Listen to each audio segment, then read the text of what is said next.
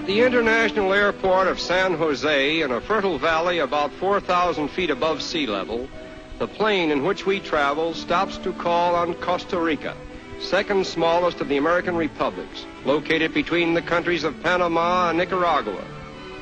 This is the terminal station in Central America for the various airways operating between North and South America, and it is regarded as one of the best in the world. The passengers who come and go from here are an interesting conglomeration of people representing practically every race, color, and creed in the world. A few miles from here, we visit the capital city, which has a population of about 70,000 inhabitants.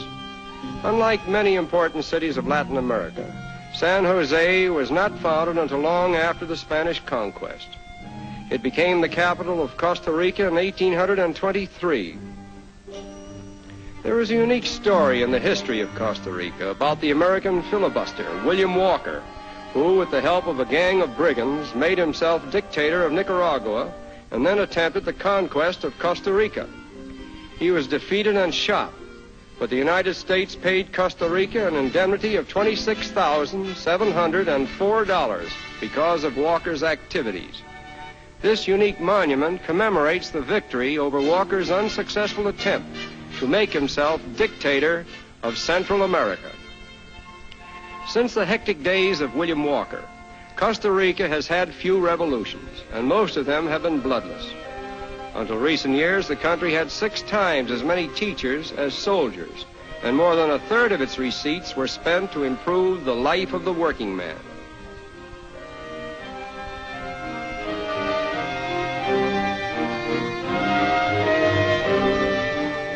In the suburbs of San Jose may be found municipal golf courses and swimming pools, where one may enjoy the more wholesome diversions of life in peaceful seclusion.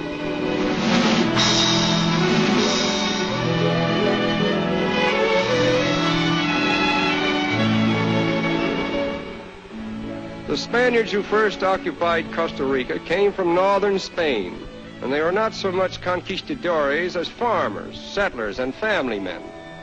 Their pure-blooded descendants, now representing over 80% of the country's population, are a living tribute to their memory. Modern Costa Rican girls in particular are noted for their culture, intelligence, and personality.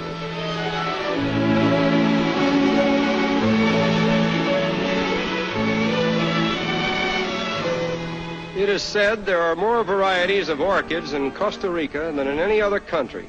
And although we didn't take time to verify this, we visited the farm of a famous orchid grower, where we found some outstanding examples, which may help to substantiate Costa Rica's claim to orchid fame.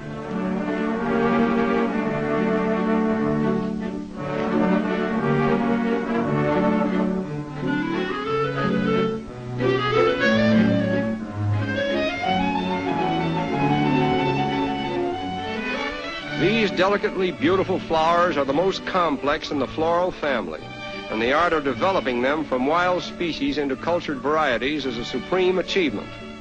Over 15,000 species and varieties are known throughout the world.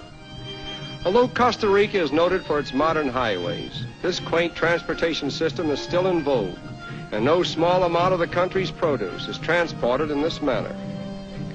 The farmers vie with each other in decorating their handmade carts, the wheels of which often look like the tops of roulette tables. Even the wooden bars that are strapped to the horns of the oxen receive their share of the painted decorations.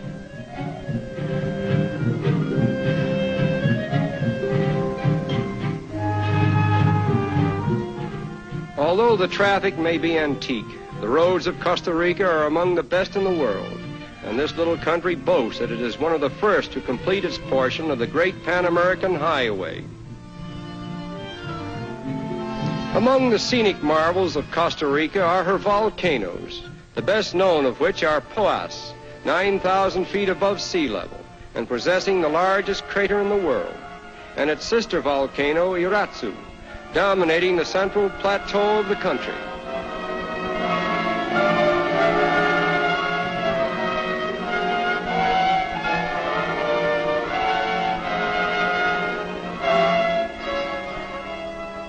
In this barren region, the mighty forces of nature have been churning the depths of the earth for countless ages.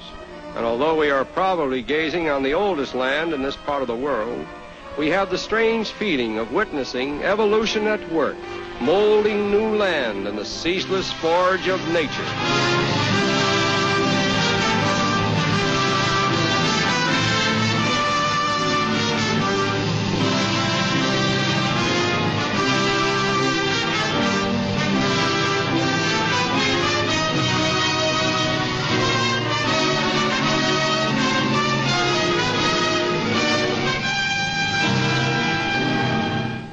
In 1502, when Columbus landed on the shores of this country, he christened it Costa Rica, meaning rich coast. But it is not the wealth of gold and silver and other valuable mineral deposits which makes Costa Rica a rich country, for mining has not been developed as a dominant industry, and the continued economic prosperity of the country is dependent upon its plantations and small farms. Next to coffee, bananas are the chief crop of export, and the investment in banana plantations is valued at over $23 million. Costa Rica was the first Central American nation to export bananas to the British Isles and Europe. This region was once a dense tropical forest, which has now succumbed to the developing hand of man. Water chemists locate supplies of water for irrigating the plants.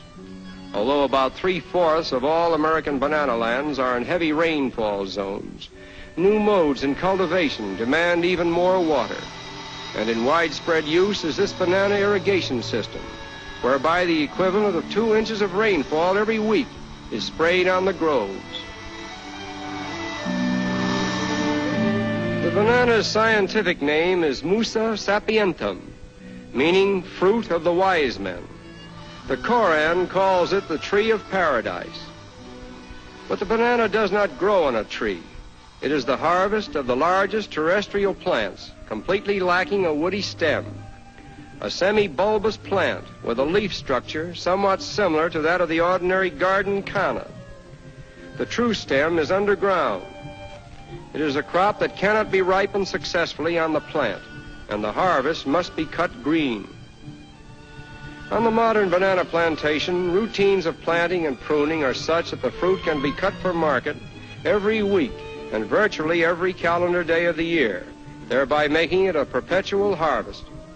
A hill comes into bearing within 12 months after planting, and one hill frequently produces about 2 bunches a year for as many as 25 or 30 consecutive years.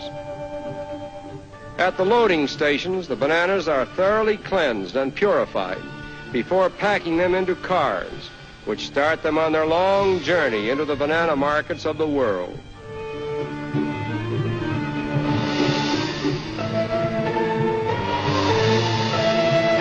And so life goes on in this banana realm, where a fruit that was practically unheard of in northern countries a century ago is now a staple food in the diet of mankind. Although the backs of mules and donkeys are still an important medium for transporting bananas, they are fast being transplanted by modern trucks, which can carry in one load enough bananas to put 100 donkeys to shame. Back at the airport in San Jose, our plane is waiting to transport us to our northern homes, 3,000 miles away. Just a short journey in this modern age, which has reduced distances and boundaries to such an extent that a weekend trip today could mean a complete swing around the world.